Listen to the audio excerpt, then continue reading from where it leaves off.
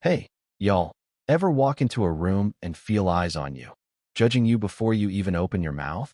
Picture this. You've got a first-class ticket, paid for fair and square, and someone looks you dead in the eye and says, "You don't belong here." That's exactly what happened to Lena Carter, a black tech CEO, on a late-night flight from Atlanta to Seattle. And let me tell you, what went down on that plane wasn't just about a seat, it was about dignity, and Lena wasn't about to let hers go without a fight.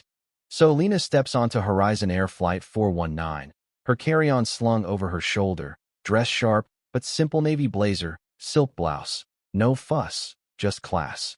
She's headed to a big meeting with some Washington state lawmakers about tech equity, a meeting she's been prepping for months. Seat 1A, window, her spot, chosen way back when she booked this flight. She's ready to sink into that plush leather, review her notes, maybe catch a nap before landing. But when she gets to her row, there's this woman Karen Mitchell sitting in 1A like she owns the plane. Blonde hair pulled tight, dripping in gold jewelry, scrolling her phone with this vibe that screams, "I'm untouchable." Lena pauses, checks her boarding pass, and says, real polite, "Excuse me, ma'am, I think you're in my seat." Karen doesn't even look up, just snaps, "This is first class, honey. You must be lost." Oof, the air gets heavy, like everyone in the cabin just sucked in a breath at once. Lena's heart does that little skip, that sting you feel when someone's trying to cut you down. But she's been here before: boardrooms, galas, places where folks size her up and decide she doesn't fit. She keeps her cool, pulls out her boarding pass, and says, "My ticket says 1A. Karen finally glances at her, smirks, and goes, "Paper doesn't mean a thing. I always sit here. Run along now." The gall of this woman, right? Passengers start peeking over their seats, whispering, phones creeping out. Lena feels their stares, that old familiar weight, but she stands tall, voice steady. "I booked this seat 6 months ago, ma'am. It's mine." Enter Josh, the flight attendant, young, nervous, name tag crooked. He takes Lena's pass, glances at Karen's diamonds, and you can see him waver. Let me check the system," he mumbles, like he's hoping the computer will save him. Karen leans back, all smug, and says, "I'm a gold tier member, Josh. 20 years flying Horizon. There's no glitch. Simeon's just trying to pull a fast one." Lena's jaw tightens, but she's not here to make a scene. She's thinking of her mom's words. "Lena, you gotta be twice as good to get half the respect." So she waits, calm, while the cabin turns into a theater, everyone watching, nobody speaking. Then Karen pulls out her phone, hits record, and starts her performance. "Folks, I'm being harassed," she says, voice all shaky for the camera. "This woman's trying to steal my seat, scamming her way into first class." The live stream's blowing up, thousands watching, comments like, "Don't let her bully you, Karen." Lena's stomach twists. She's not just fighting for a seat now. She's fighting a narrative, one that's painting her as the villain before she can even get a word in. Josh stammers, "Maybe we can find you another seat, ma'am." Lena looks him dead in the eye, voice low, "I shouldn't have to move from what I paid for."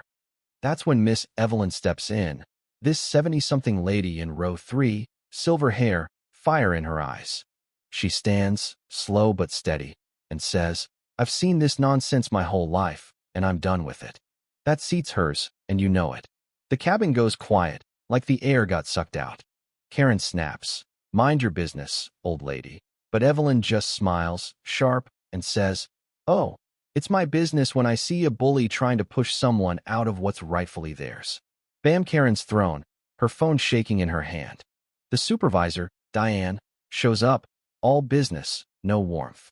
She takes one look at Karen's gold tier vibe and says to Lena, "Ma'am, let's not delay the flight. Take another seat." Lena doesn't budge. "Check the pass," she says, calm but firm. Diane scans it, hesitates, then mutters about a glitch. Lena's had enough. She opens her laptop, starts typing, and Karen sneers, "What?" Faking more evidence. But Lena's not fazed. She pulls out a gold card, holds it up, and says, "I'm Lena Carter, chairwoman of Horizon Air's board. And for the last half hour, I've been watching how my airline treats someone who looks like me." The cabin explodes, gasps, whispers. Karen's phone hits the floor, live stream dead. Diane's face goes ghost white. Lena keeps going, voice steady.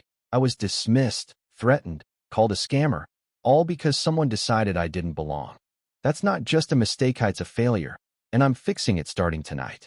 She announces new training, a passenger advocacy board, the works. Karen's silent, her whole act shattered. Evelyn's grinning, whispering, "You tell Em, honey." The plane lands in Seattle, and Lena steps off, not just a CEO, but a force who turned humiliation into a wake-up call. This wasn't just about a seat, y'all. It's about what we do when someone's treated like they don't belong. Lena fought, Evelyn spoke, but the rest of that cabin? Mostly silence. So here's the question. Next time you see someone getting pushed down, maybe at work, in your neighborhood, or even online, will you speak up or stay quiet? Drop a comment, tell me what you'd do. Share this story if it hit you, and hit that subscribe button to keep these real talks coming. Because dignity? It's not just for first class, it's for all of us.